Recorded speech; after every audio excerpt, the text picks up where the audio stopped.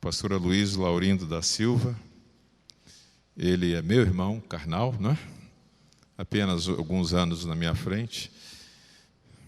Eu quero convidá-lo para vir aqui. Ele já esteve aqui uma ocasião, e desta feita, continuando o trabalho que faz junto à chamada ACEMEB, Aliança Pro Capelania Militar do Brasil, veio para contactar vários irmãos que são militares, e amanhã fazendo uma visita ao Corpo de Bombeiros aqui do outro lado da rua, ao responsável por aquela organização.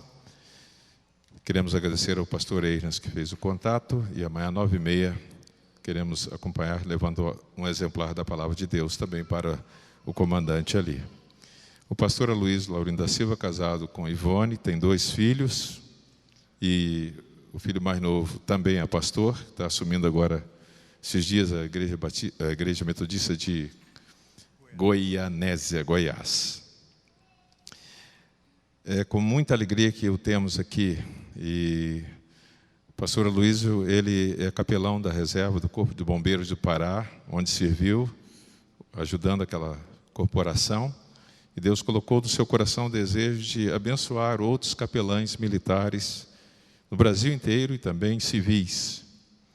E Deus abençoou esse trabalho de forma que a Aliança Pro Capelania Militar Evangélica do Brasil tem assento hoje no Ministério da Defesa, e ele, como foi eleito, foi presidente muitos anos, voltou, foi secretário executivo e agora, mais uma vez, é presidente e secretário executivo, tem essa missão de representar todas as igrejas evangélicas, os irmãos que são capelães evangélicos, junto ao Ministério da Defesa.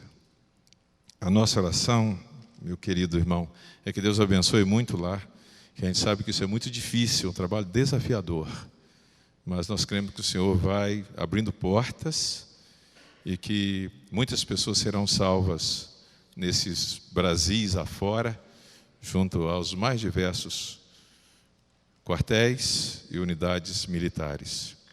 Eu quero orar nesse instante, pedindo ao Senhor que assim abençoe a palavra que você vai nos trazer. Ó Deus, é tão bom nós podermos cultuar o Teu nome. É tão bom, Senhor, nós sabemos que o Senhor é o Deus que atua nos campos missionários mais diversos. E nesse campo missionário, Senhor Deus, junto às organizações militares, a Tua palavra tem fluído. Nós Te louvamos hoje, porque o Teu servo vem nos trazer a Tua palavra aqui também. Ajuda-nos e abençoa-nos amanhã, quando estaremos visitando o comando ali do Corpo de Bombeiros desta cidade. Que a Tua palavra possa chegar ali, Senhor. Que eles possam compreender que só Jesus que é o Salvador, é o Senhor de nossas vidas. Mas fala ao nosso coração agora, através da palavra que o Teu servo há de nos trazer. Pois oramos em nome de Jesus. Amém. Amém. A palavra é sua, meu amado. Que Deus abençoe muito a sua vida aqui.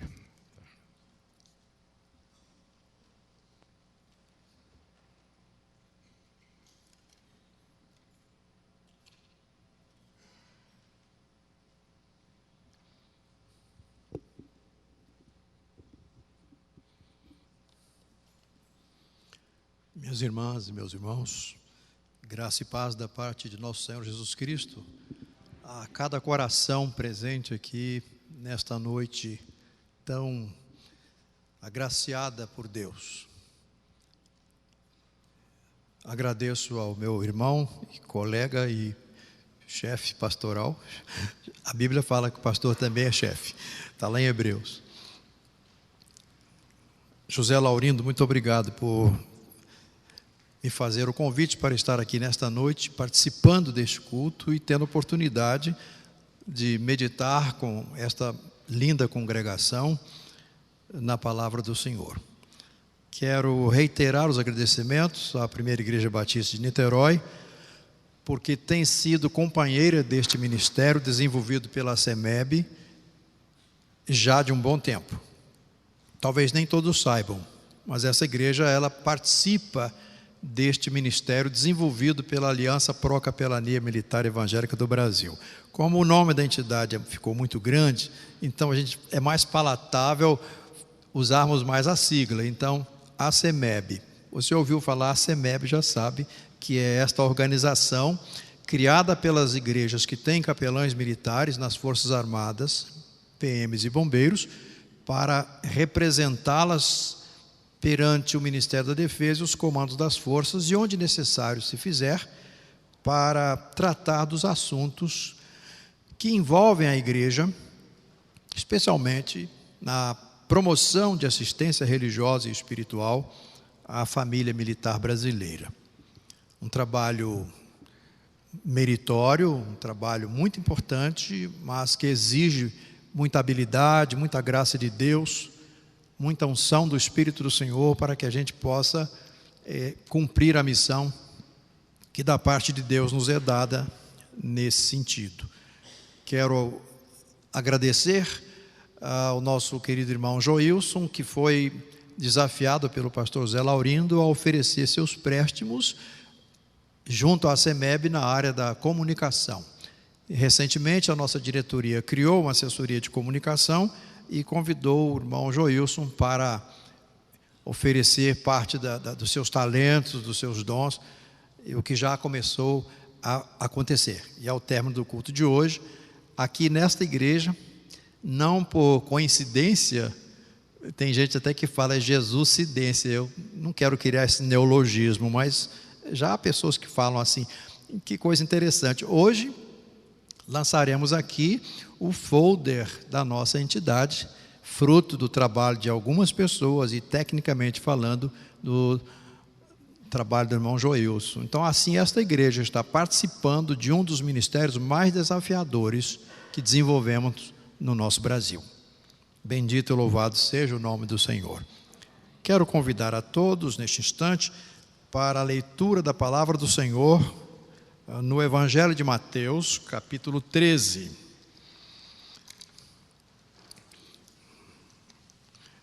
Coloquemo-nos de pé.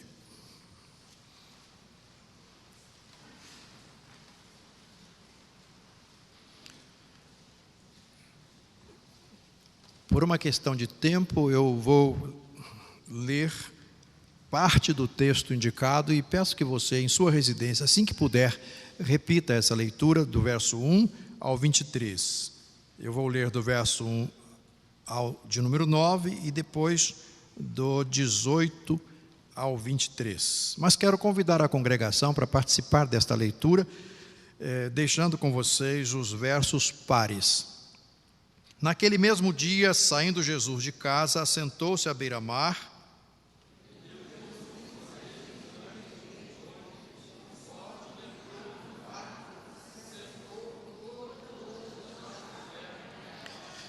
E de muitas coisas lhes falou por parábolas e dizia: eis que o semeador saiu a semear.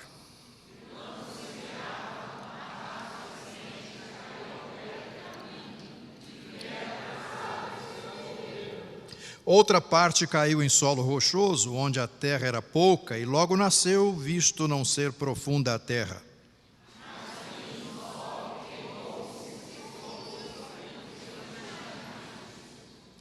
Outra caiu entre os espinhos, e os espinhos cresceram e a sufocaram.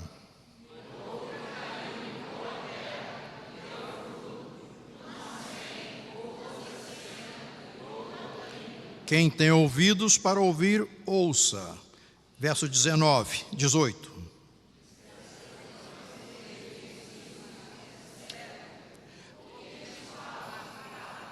A todos os que ouvem a palavra do reino e não a compreendem, vem o maligno e arrebata o que lhes foi semeado no coração. E este é o que foi semeado à beira do caminho.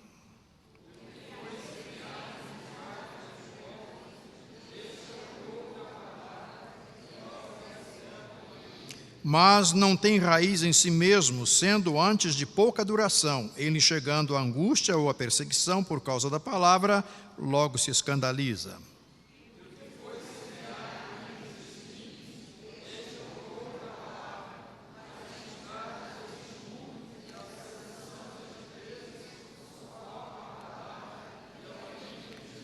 Mas o que foi semeado em boa terra, do que ouve a palavra, Mas o que foi semeado em boa terra é o que ouve a palavra e a compreende. Este frutifica e produz a 100, a 60 e a 30 por um. Convido a todos para lermos juntos o verso 23. Mas o que foi semeado em boa terra é o que ouve a palavra, este frutifica.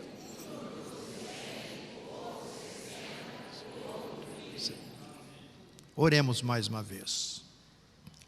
Querido Deus e Pai, graças te damos pelo privilégio de lermos e ouvirmos a Tua palavra.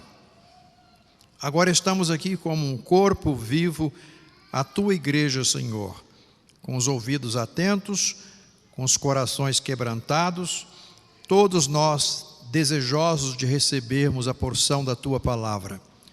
Cada um de nós tem uma maneira própria de compreender, de ouvir, de reagir à Tua palavra, e o Teu Espírito Santo sabe como trabalhar com cada um de nós.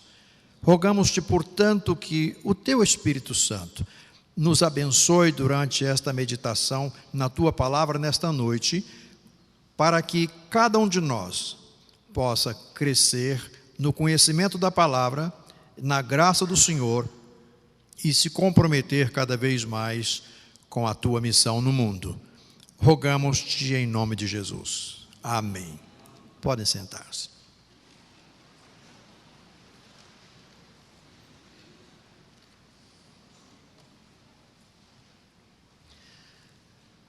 Na semana passada, retornando de Brasília para a cidade de Goianésia, no interior de Goiás, parei para o almoço num restaurante à beira da estrada, num lugarejo chamado Três Irmãos.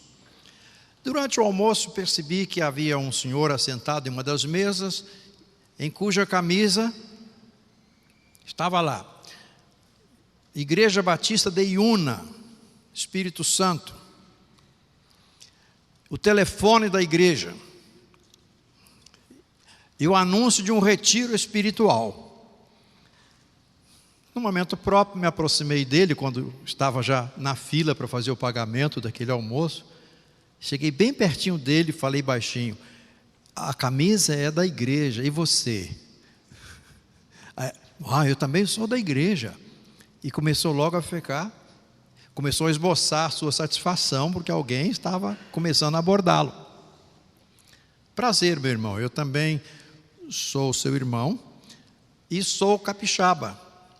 Então, dois capixabas se encontrando lá na BR-080, no centro-oeste brasileiro. Foi emocionante. E ele pagou, eu paguei e fomos logo conversar, porque capixaba, quando encontra com capixaba, tem que conversar um pouquinho. E ele rapidamente iniciou um testemunho que me chamou muita atenção. Falou: olha, eu sou caminhoneiro profissional, estou sempre vindo de Vitória aqui, lá do nosso estado, estava com um caminhão cheio de abacaxi, porque nesta época, lá no Espírito Santo não produz muito abacaxi, então ele estava buscando lá no centro-oeste. E disse: eu faço um trabalho por onde passo. Tendo oportunidade, eu me dirijo às pessoas e pergunto assim: alguém já falou para você hoje que Jesus ama você? Aí eu pensei comigo: será que este irmão é fanático? Ele é muito animado? Como é isso? E ele falou: olha, me apontou para um pé de uma árvore e falou: ali debaixo daquela árvore, falou o dia. Eu fiz essa pergunta a um casal, e para minha surpresa o casal se colocou de pé. O casal estava sentado debaixo da árvore, se colocou de pé, as lágrimas começaram a descer nos olhos daquele casal. E eu continuei então, depois da pergunta, eu evangelizei, e graças a Deus, aquele casal aceitou a Jesus como Salvador. Aí ele disse, no outro dia eu perguntei para uma pessoa: alguém já falou para você hoje que Jesus ama você? Aí a pessoa disse assim: eu não quero saber disto. Aí ele ficou chocado, refez a pergunta, ele é muito educado, muito polido, e ouviu a mesma resposta de maneira mais drástica: eu já lhe disse que eu não quero saber desse assunto. Ele falou: não, está bem, está bem. Não insistiu. Meus irmãos, como é que as pessoas reagem quando ouvem a palavra de Deus, quando recebem a mensagem da palavra de Deus? Os discípulos estavam juntamente com Jesus às margens do Mar da Galileia, depois de várias visitas que Jesus fez a diversas cidades, e naquele momento, ali à beira do mar, havia multidões, e o Senhor Jesus se sentiu na missão, no dever da missão, de anunciar o Evangelho àquelas multidões que estavam ali. Ele entrou num barco, afastou-se um pouco da beira da praia, assentado no barco, ministrou para aquele povo. Depois, os discípulos ficaram curiosos e foram conversar com ele, porque Jesus usou uma linguagem própria das parábolas. Nas parábolas, a pessoa, o professor, alguém que está tentando transmitir uma mensagem, se vale de coisas conhecidas das pessoas para falar de coisas espirituais. Os discípulos ficaram curiosos, porque Jesus, na verdade, falou várias parábolas, contou várias parábolas. Eles queriam saber de Jesus por que Jesus estava falando, usando aquele método de parábola para os seus ouvintes.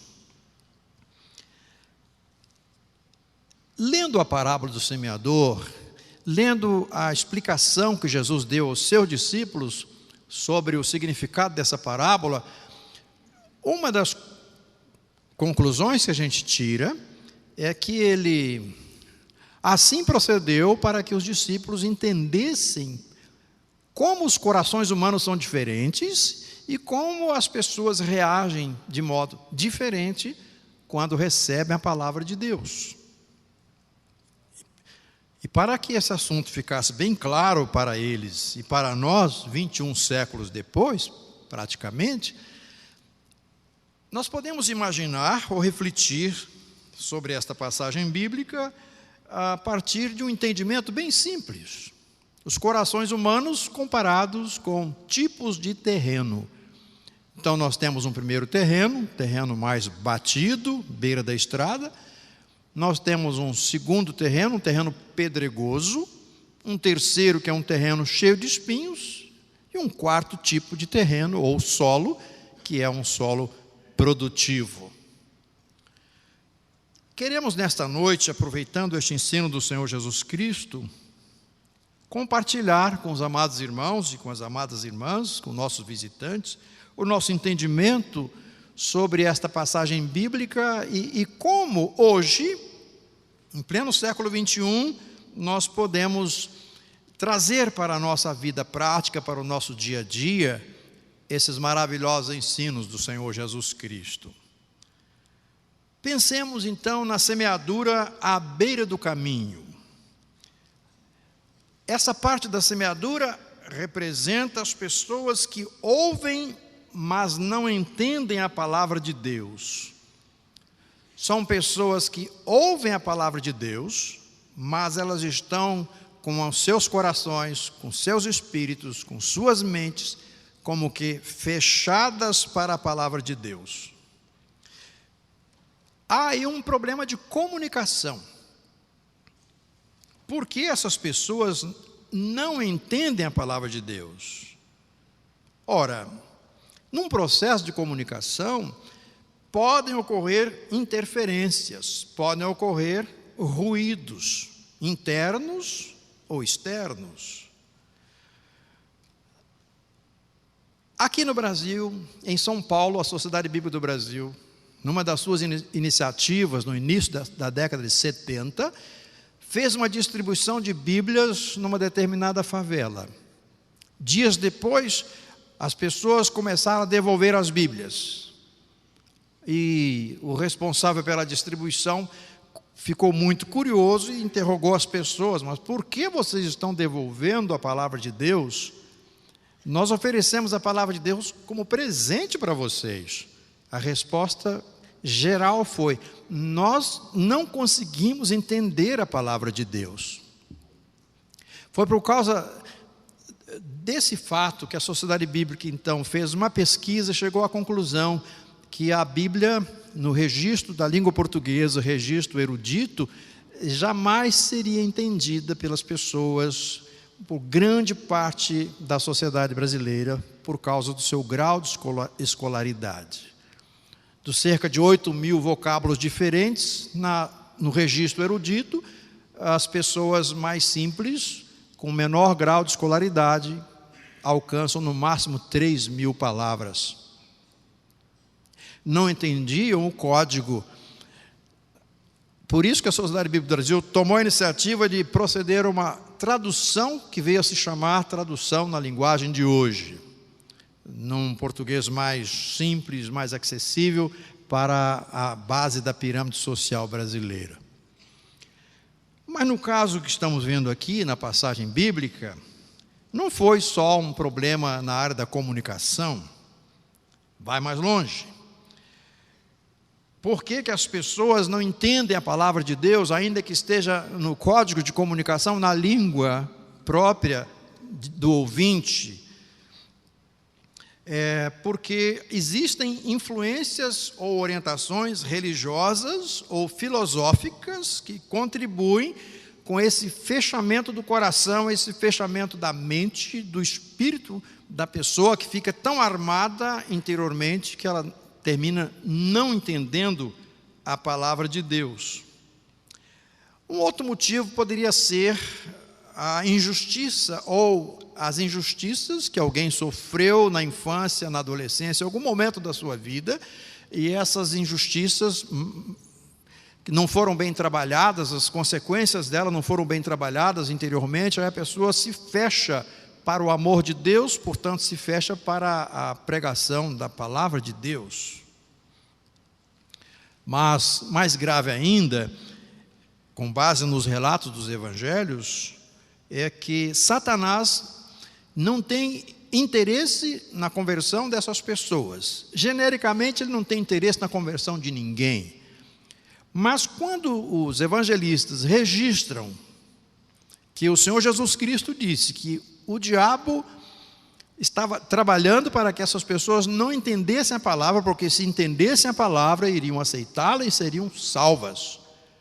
Isso me chama a atenção para determinado tipo de ouvinte da palavra de Deus, que se vier a se converter, será uma bênção muito grande e será uma verdadeira ameaça ao império das trevas. Tenho a impressão, portanto, que o reino das trevas, ele opera de maneiras, com estratégias especiais em relação a algumas pessoas, para que elas não se convertam. São pessoas que se tornam um terreno favorável à ação sequestradora. O demônio, então, ele desenvolve uma ação sequestradora da palavra de Deus que foi semeada no coração de alguém. E assim, tal pessoa fica impedida de alcançar a salvação, como registra o escritor Lucas. O resultado dessa primeira fase da semeadura, nesse primeiro terreno apontado na parábola, foi um resultado negativo. A semeadura não rendeu os frutos esperados. O trabalho do semeador também foi inócuo, foi inútil. O que fazer? Nós hoje precisamos, enquanto igreja, estarmos preparados para discernirmos o solo do coração humano. Precisamos fazer a análise de solo na linguagem da engenharia, mas do solo espiritual. Aí só com discernimento espiritual, para nós conseguirmos identificar e remover os obstáculos à recepção dessa palavra. Identificar e remover os obstáculos à ação da palavra de Deus na vida das pessoas, porque nós queremos que elas sejam salvas, porque esta é a vontade de Deus, que todos sejam salvos. Nesse sentido, então, temos que estar preparados para fazermos um investimento na área da libertação espiritual das pessoas que estão travadas, impedidas de ouvir e compreender e receber a palavra do Senhor. O segundo tipo de terreno nos fala de um segundo tipo de coração humano. É aquele terreno cheio de pedras. Permitam-me referir-me novamente ao Centro-Oeste, onde existem os montes chamados Pirineus, perto de Pirenópolis, onde estive há uns 20 dias atrás. Minha esposa quis conhecer aquela área e fazer uma trilha de 2.200 metros, e nós fomos lá, e eu observei, me lembrei desta parábola várias vezes, porque naquele terreno tem paisagens lindíssimas, tem cachoeiras, mas boa parte daquele terreno que nós visitamos é cheia de pedra. Boa parte é cheia de pedra, muita pedra. Mas tem aqueles torrõezinhos espalhados, e os matinhos, e os pequenos arbustos. Eu fiquei me lembrando dessa parábola. Depois eu perguntei a um funcionário daquela empresa lá: não vi nenhum animal naquela área ali. Como é isso? Falou: ali não é próprio para isso. Então não adianta plantar um pé de bananeira, um pé de alguma coisa, que não vai frutificar. É o terreno cheio de pedras. Ele representa as pessoas que ouvem e que de imediato recebem a palavra de Deus com alegria. São pessoas entusiasmadas, emotivas. Mas são pessoas que não aprofundam as convicções de suas crenças. Elas possuem muitas resistências internas que impedem o crescimento da palavra de Deus. A autossuficiência, a falta de compromisso, a dura serviço, o orgulho, a aridez de espírito, o desinteresse em buscar o crescimento espiritual, a falta de motivação para uma vida mais profunda com Deus, falta de motivação para uma vida mais profunda no seu relacionamento com a comunidade de fé. Portanto, elas não têm uma crença sustentável. E são pessoas que cedem às pressões externas, pressões que recebem por causa da palavra de Deus, e sofrem angústias e perseguição por causa da palavra de Deus. Porém, elas não têm estrutura espiritual suficientemente fortalecida para reagir de modo positivo a essas pressões externas. Então se angustiam, se escandalizam e se desviam. Nem todas se desviam de Cristo enquanto objeto da fé, mas se desviam da igreja, deixando de participar da comunidade de fé, se desviam daqueles padrões normais ou dos princípios normais da fé evangélica. Pasmem todos os meus irmãos e irmãs, diante dos dados estatísticos que o IBGE apresentou no último censo, parte religiosa, 42 milhões de brasileiros evangélicos, mais ou menos. Porém, mais de 10% desses 42 milhões são os que alguns estudiosos estão chamando hoje de os desigrejados. Não negam a fé em Cristo, não param de ler a Bíblia, mas não se firmam em igreja, não se comprometem com nenhuma igreja. E quando você vai dialogar com essas pessoas, você percebe que a crença delas é muito superficial. Então, por motivos que chocaram seus corações, que as escandalizaram, elas estão vivendo hoje como desigrejadas. Nesse terreno, a semeadura foi parcialmente positiva, mas só por um pouco de tempo. O semeador perde, nesse caso, parte do seu trabalho e também de suas sementes, pois os resultados são temporões. O que fazer?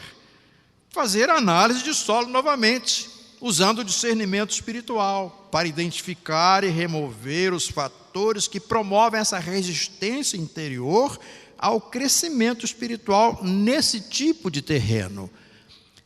E aí nós vamos precisar da verdadeira bitoneira espiritual, que só o Espírito Santo tem, para detonar lá por dentro aquelas pedras, aqueles óbices, aquelas resistências. Só o Espírito Santo pode fazer isso, detonar aquelas pedras, e assim abrir espaço para que a raiz possa se aprofundar, e jogar água lá dentro. Lucas diz que nesse caso, os frutos foram temporãos porque faltou água, faltou umidade. E lá naquele pedaço tão lindo do Brasil, próximo àqueles montes, eu vi as cachoeiras. num terreno cheio de pedra, mas havia um lugar onde havia cachoeira. E onde havia cachoeira, tinha um rio, ali tudo verdinho, tudo bonito, era um contraste em relação ao derredor. Nós precisamos investir num discipulado assim, nesse tipo de terreno. É um discipulado que possa ajudar as pessoas a romper com essas resistências internas, cooperar com o Espírito Santo e com a ação da igreja para que elas consigam se desvencilhar nesse terreno pedregoso e poderem cultivar a sua vida espiritual. O terceiro tipo de solo é aquele cheio de espinhos. Ele representa as pessoas que ouvem a palavra de Deus, mas que não conseguem cultivá-la. São pessoas que cedem às forças externas e internas que concorrem com a semente da palavra de Deus, e assim impedem a sua germinação, o seu crescimento e a sua frutificação. Os 3 evangelistas dão os motivos. Eles dizem que, nesse caso, são os cuidados do mundo que são representados pelos espinhos, a linguagem figurada. Os espinhos aí são os cuidados do mundo. Mateus, Marcos e Lucas fala também que é a fascinação das riquezas. Marcos fala nas demais ambições. E Lucas fecha esse ciclo dizendo que são os deleites da vida. São espinhos. Espinhos chamados o quê? Cuidados do mundo, fascinação das riquezas, demais ambições e deleites da vida. Pessoas que ouvem a palavra de Deus, pessoas que recebem a palavra de Deus, mas pessoas que não dão à palavra de Deus o espaço que ela precisa ter, porque dentro dessas pessoas há uma verdadeira concorrência de interesses, uma concorrência de forças. O resultado dessa semeadura, ele é um resultado negativo, porque essas pessoas não vão prosperar na sua vida espiritual. Então aí a igreja precisa de novo ter condições para fazer uma análise de solo, discernir espiritualmente quem é a pessoa que está ouvindo, quem é a pessoa que está recebendo a palavra de Deus, como é que essa pessoa está reagindo, quais são as suas dificuldades, para que essa pessoa ou essas pessoas sejam ajudadas e possam entender que no reino de Deus existe uma coisa chamada prioridade. Qual é a prioridade? São os deleites? São os cuidados do mundo? São as demais ambições? São as riquezas? Aí o discipulado vai na direção de Mateus 6, 33, por ali. Para a pessoa entender o que é prioridade. A partir do momento em que ouviu a palavra de Deus, entregou o coração a Jesus, recebeu Jesus como Salvador, mas não só como Salvador, tem aí o Senhor. O que fazer? Fazer essa análise com calma, conhecer bem a pessoa. Isso no evangelismo pessoal é maravilhoso de ser feito, para identificar e remover esses fatores que promovem essa concorrência com o crescimento espiritual nesse tipo de solo. Investir na cura interior, num discipulado centrado nos valores do reino de Deus, para que as pessoas entendam o que é prioridade. O que Jesus quis dizer quando falou buscar em primeiro lugar o reino de Deus e a sua justiça? E as demais coisas serão acrescentadas. 4º tipo de solo é o terreno fértil. Eu estava ministrando uma aula num grupo de família e havia crianças presentes. Eu tenho dificuldade de falar para a criança. E o texto era exatamente este. Quando eu cheguei nesse terreno final, que é essa última etapa da semeadura, eu fiquei procurando uma maneira de ilustrar.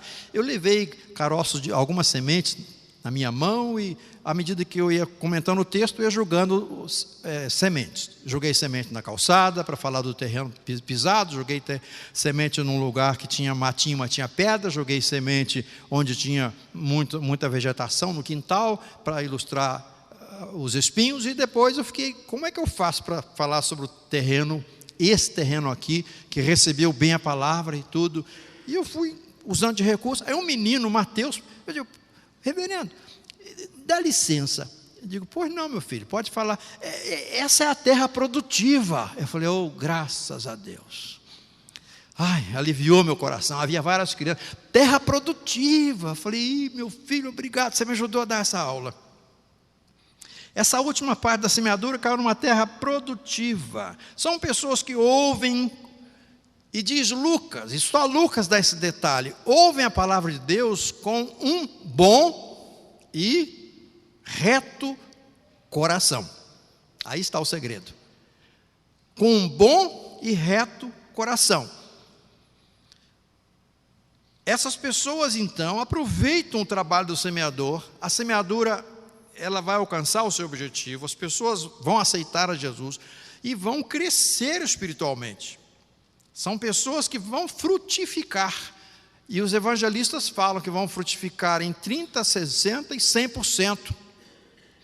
Eu gosto muito de um autor chamado John Mackay. Ele escreveu uma obra intitulada Eu, Porém, Vos Digo. Ele foi professor na Universidade de Princeton, Estados Unidos. Então ele fala que isso aqui pode ser entendido da seguinte forma, esses percentuais. Alguém que se converte a Cristo logo no início da vida, tem 100% de tempo para frutificar. Alguém que se converte um pouco mais adiante, jovem, por exemplo, tem 60% ainda para frutificar. E alguém que se converte mais lá no final, na minha idade, por exemplo, teria 30% só de tempo para frutificar. Outra linha de interpretação que ele propõe é, independentemente de quanto tempo pela frente, é a dedicação da pessoa em frutificar. Aquele que se dedica assim, tudo quanto é possível, 100% de resultado. O que vai no mais ou menos 60%, e o que se dedica pouco, só 30% de resultado na frutificação aqui dessa semente. Nós precisamos, portanto, pensando nesse último tipo de solo, nós precisamos nos motivar. Aquele que está firme, coração bom e reto, quer servir ao Senhor, temos que dar força, ajudá-lo, fortalecê-lo, para que ele possa desafiá-lo ao crescimento, para que ele possa produzir cada vez mais. Se ganhou uma vida para Jesus ontem, meu irmão, louvado seja Deus, continue nesse trabalho, amanhã ele ganha 2, e assim sucessivamente. Concluindo, o terreno que estamos evangelizando, qual é o tipo dele?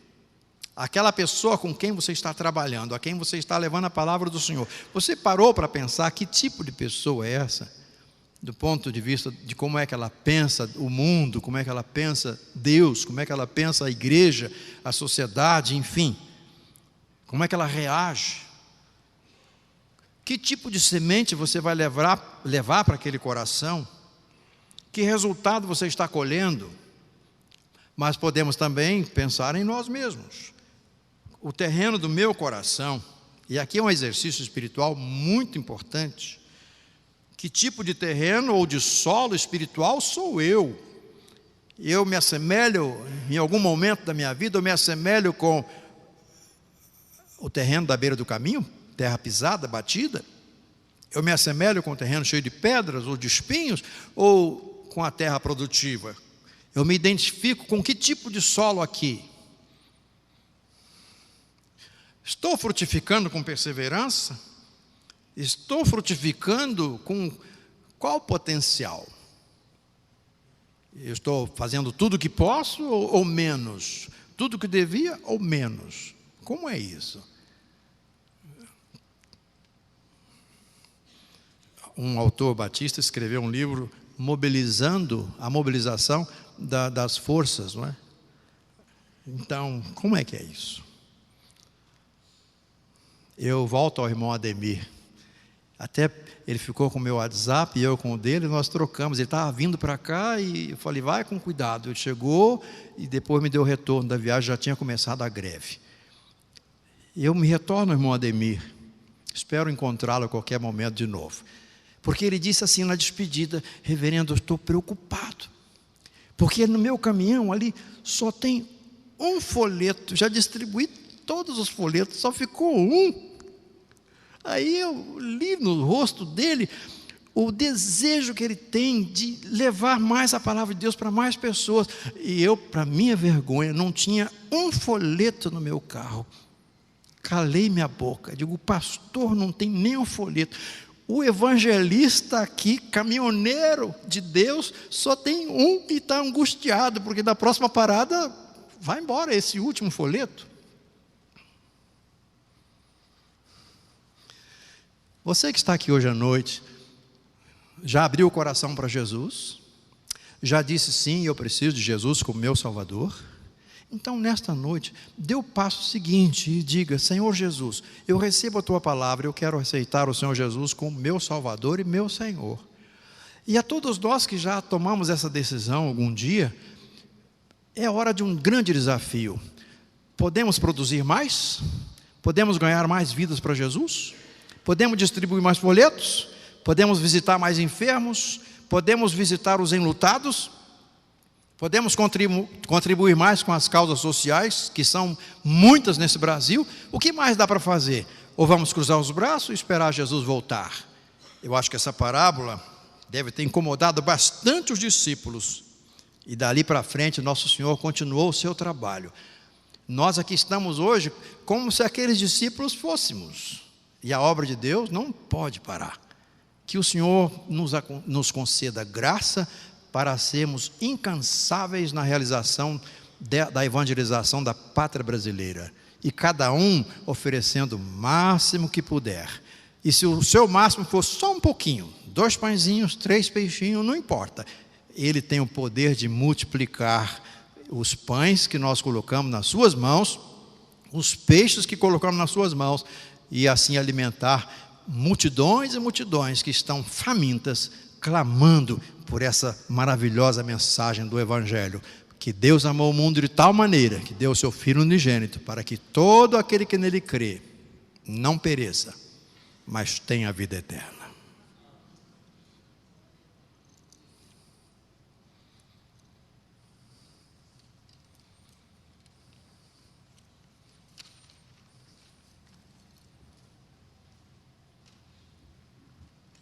Vamos ficar em pé, meus irmãos. Vamos entoar o hino 525. Ah, se eu tivesse 1000 vozes, para o Brasil encher com os louvores de Cristo, que singular prazer. O prazer de compartilhar a palavra de Jesus para todo esse Brasil.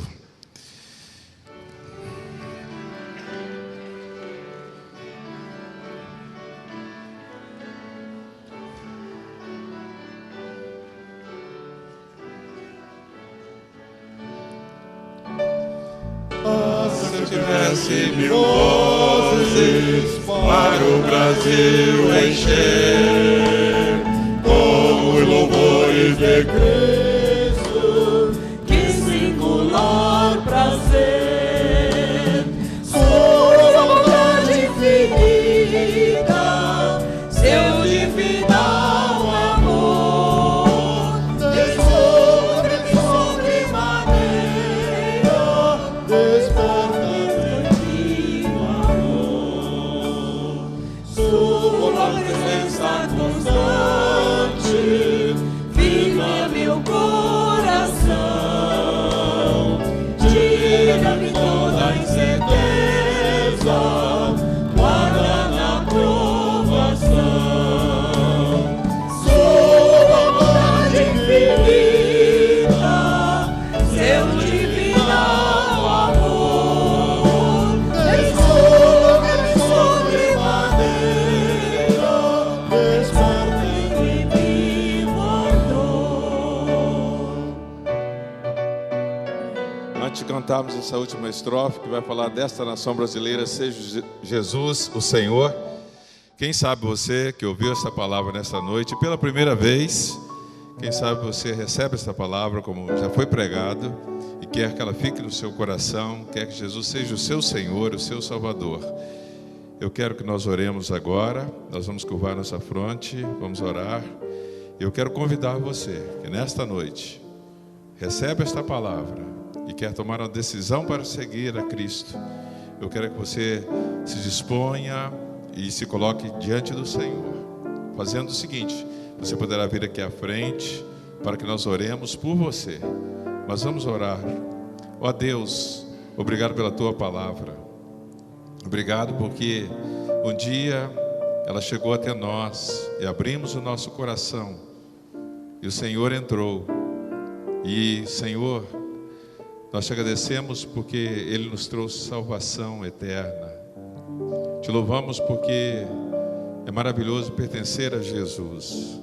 E agora, Senhor, te pedimos por aquelas pessoas que talvez esteja aqui, que ainda não tem esta palavra, não tem Jesus no coração, firmados nele, mas que possam tomar a decisão neste momento, se esta é a tua vontade, Senhor. Abençoa, Deus, aqueles que se afastaram da tua igreja, se afastaram de Jesus, para que também voltem. Ó Deus, enquanto a igreja está orando, eu gostaria de saber, existe alguém neste auditório que quer nessa noite dar um passo, dizendo: eu quero me entregar a Jesus? Eu convido você a deixar o seu lugar rapidamente e vir aqui à frente para a gente orar por você. Existe alguém? Rapidamente, não vamos demorar. Existe alguém que quer voltar para o Senhor? Alguém que recebe a palavra? Ou alguém que recebeu a palavra um dia e não quis que ela se firmasse, mas nessa noite entende que a palavra chega ao seu coração e você quer que Jesus realmente seja o seu Salvador? Eu convido você a deixar o seu lugar aí, vir aqui à frente rapidamente para a gente orar. Existe alguém? Pode vir aqui? Deixe o seu lugar, vem aqui à frente. Nós queremos orar por você. Nós não vamos lhe fazer qualquer pergunta. Vamos orar pedindo a Deus que abençoe a sua vida. Você que está perdido, sem Deus, sem direção, sem salvação, sem Cristo no coração, é isso que estamos pregando. Você quer se firmar em Jesus? Deixe o seu lugar, vem aqui à frente para a gente orar por você agora. Alguém que se afastou da igreja algum dia, alguém que se afastou do Evangelho, quer voltar, vem aqui agora, nós vamos orar. Nós vamos clamar ao Senhor por você. Vamos orar por nós mesmos, para que sejamos proclamadores desta mensagem, desta palavra, palavra que salva, que liberta as pessoas do pecado. Nós vamos orar mais uma vez, agradecendo ao Senhor. E se você, porventura, está aqui, está com vergonha, pode falar conosco. Nós queremos orar por você, queremos interceder por você. Ó Deus, obrigado mais uma vez. Obrigado porque nós, como servos teus, somos desafiados a semear esta palavra neste Brasil inteiro, Senhor. Ah, se eu tivesse 1000 vozes. Sim, Senhor. Como já ouvimos nessa noite, para frutificar muito, salvando muitas vidas. Ó Deus, abençoa-nos. Usa a tua igreja, o teu povo neste sentido. Nós oramos em nome de Jesus. Amém. Podem sentar-se, queridos. Nesse momento nós queremos, então, consagrar ao Senhor o folder desse ministério, de chegar e levar essa palavra dos mais diferentes quartéis e unidades. Aí está, falando dessa proclamação que é feita através da Aliança Pro Capelania Militar Evangélica do Brasil. Ali está a foto de organização, está aí também o logotipo. Nós vamos orar agradecendo ao Senhor, vamos orar pedindo ao Senhor que use esse trabalho, que leva a mensagem, leva a Bíblia, leva Novo Testamento, leva palavras de amor, de esperança para aqueles que estão na farda e outros que não estão, que precisam tanto, como nós estamos vendo no Espírito Santo agora, aqui no Rio também. Só o Evangelho, irmãos. Só o Evangelho que faz a mudança dentro dos quartéis. Só o Evangelho que faz mudança dentro do Exército, da Marinha, da Aeronáutica, das polícias, do bombeiro. Só o Evangelho. Não tem outra força, não tem outro poder. E nós vamos orar consagrando ao Senhor, porque vários irmãos ali estão trabalhando. E é claro que não dá para a gente ler tantas letras ali, mas a ideia é divulgar o Evangelho. Eu vou perguntar aqui, faz favor, meu irmão, vem aqui de novo. Eu tenho que... Os irmãos me dêem mais meio minuto. Presta outro microfone aí, meu irmão. Não tem jeito, eu tenho que fazer uma entrevista rápida aqui, porque os irmãos queremos saber, eu quero saber, não sei se todos vão querer saber, mas eu vou lhe fazer umas perguntas aqui. Quantos capelães evangélicos nós temos hoje que pregam nos quartéis? 73. Eles pertencem a quais forças? Marinha, Exército, Aeronáutica, algumas polícias militares, alguns corpos de bombeiros militares. Tem ideia, assim, quantas capelas evangélicas que nós já temos espalhadas no Brasil, nesses quartéis? nos quartéis, de modo geral, as reuniões, os cultos não são feitos em capelas, não temos capelas evangélicas em todas as forças. As que temos são aqui no Corpo de Bombeiros do Rio de Janeiro, tem uma capela evangélica. Em Manaus, tem uma capela do Exército e uma da Aeronáutica. Em Recife está sendo construída uma capela também da Aeronáutica. Mas, na maior parte, os eventos coletivos são feitos em salões, sala multiuso, e às vezes numa capela ecumênica. Nós temos o falecido pastor Luciano Prestes, que foi capelão da Aeronáutica, pastor batista, que se deu a esse trabalho e faleceu, e foi lá para Belém do Pará para construir a primeira capela evangélica da Aeronáutica. Esqueci de fazer menção a Belém do Pará. A capela em Belém do Pará está agora sob os cuidados de um capelão da Igreja do Nazareno, primeiro-tenente Brito, dando continuidade ao trabalho que o capelão Prestes iniciou, e com uma frequência assim surpreendente. Praticamente tem eventos que o pessoal já não cabe mais dentro da capela. Inclusive muitas crianças dos militares daquela vila, da Aeronáutica. E o que precisa fazer uma pessoa, um jovem, ou um pastor, ou aquele que quer ser capelão militar, o que precisa fazer? Pergunta difícil de ser respondida, porque são vários quesitos, mas eu vou remeter os interessados à leitura da Lei 6923, ou depois vão ao nosso site para saber mais detalhes. Lei 6923. Em resumo, é o seguinte: tem que ser brasileiro nato, voluntário, ter curso de formação teológica de nível universitário, assim considerado pelo chefe da sua igreja ou presidente da igreja, está na faixa etária de 30 aos 40 anos de idade, fazer o concurso público, se aprovado for, porque muitos são chamados, poucos escolhidos. Uma vaga tem 250, 300 candidatos, não é fácil, a prova é puxada, mas se aprovado e selecionado, vai fazer um estágio que dura quase um ano, na condição de aspirante, e depois, então, começa a sua carreira como segundo tenente, podendo ir até coronel, que é o posto máximo aqui no Brasil, nas Forças Armadas, coronel na Aeronáutica, no Exército, na Marinha, capitão de mar e guerra. Nas PMs vai depender da lei de cada estado. Nós tivemos aqui o capelão Chamum, não é? Lá que veio lá de Manaus e fez a prova 3 vezes, passou na terceira. Ele disse aqui para nós que tinha 300 candidatos para uma vaga. Que coisa, que desafio, né? Mas eu pergunto, se algum jovem aqui, já estamos terminando, se algum jovem aqui, por exemplo, nós temos uma jovem, não vou dizer o nome por uma questão puramente ética, ela é engenheira, ela perguntou se dá para ser capelã. Já tem capelã, mulher na capelania evangélica?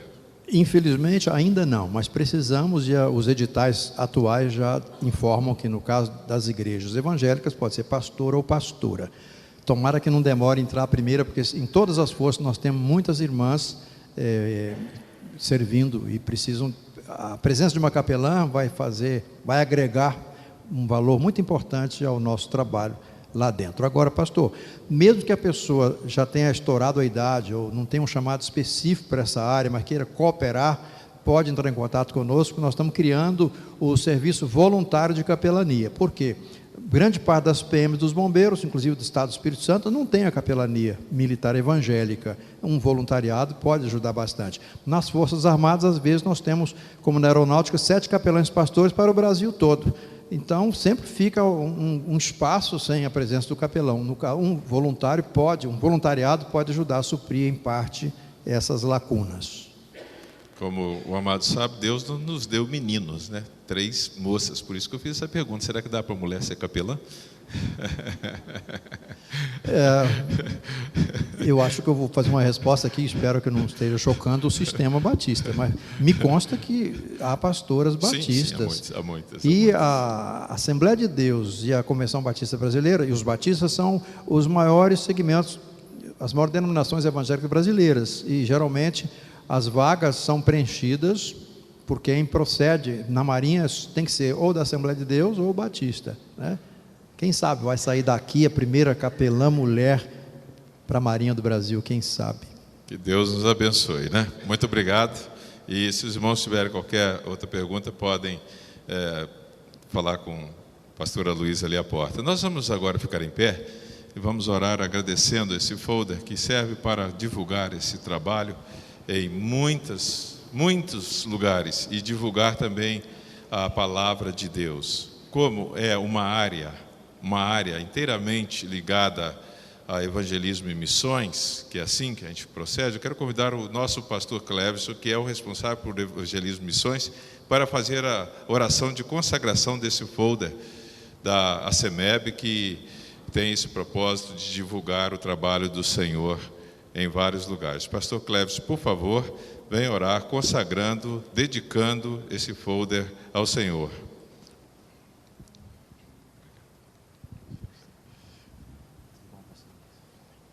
Oremos, irmãos. Amado Pai, nós te louvamos porque o Senhor tem feito grandes coisas, Pai, em todo o mundo, e o Senhor tem atuado em todos os setores, em todos os meios. O Senhor tem atuado entre os militares, o Senhor tem salvado muitas vidas. Amém. Te louvamos por isso e sabemos que há muita coisa ainda a ser feita, muito Glória a trabalho. Deus. Muitas pessoas ainda carecem de conhecer o Evangelho. Amém. O Evangelho, Pai, proclamado verbalmente, mas também visto por meio das vidas dos teus servos. Amém, Senhor. E Deus, sabemos que os capelães em todo o Brasil têm buscado ser um exemplo vivo da tua palavra, pregando o Evangelho, Deus, principalmente por meio das suas atitudes, levando o teu amor, Pai, a um meio que carece tanto de ti. Ó Deus.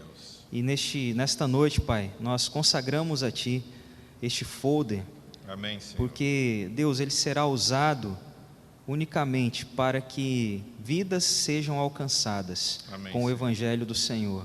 Usa, Pai, este material para a honra e glória do Teu nome, Senhor. Amém, Que Senhor. por meio dele, a capelania, ó Pai, militar, evangélica aqui no Brasil, avance, Amém, avance, Senhor. e que o Teu reino continue avançando em nosso país, com muitas vidas sendo salvas e transformadas pelo Evangelho de Jesus. Amém, Obrigado pela vida do pastor Aloísio.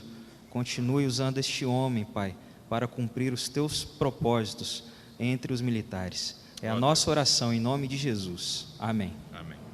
Que Deus os abençoe. Pode sentar-se, assim fica consagrado esse folder ao Senhor.